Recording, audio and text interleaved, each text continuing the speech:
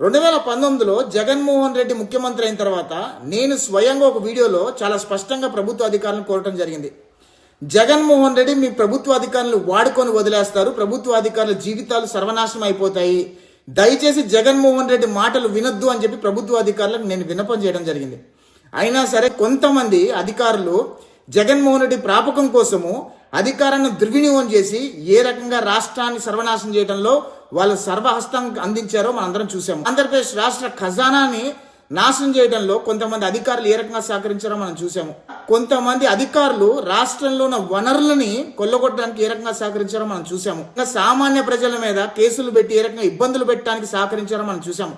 ఇలాంటి ప్రభుత్వ అధికారులందరినీ కూడా ఇప్పుడున్న కూటమి ప్రభుత్వము వాళ్ళ మీద కేసులు పెట్టి వాళ్ళని జైలు పంపిస్తుంది అంటే కనుక జగన్మోహన్ రెడ్డి ఏ రకంగా ప్రభుత్వ అధికారులను వాడుకొని వదిలేశాడో ఒకసారి ప్రభుత్వ అధికారులను ఆత్మవిమర్శనం చేసుకోమని కోరుతున్నా.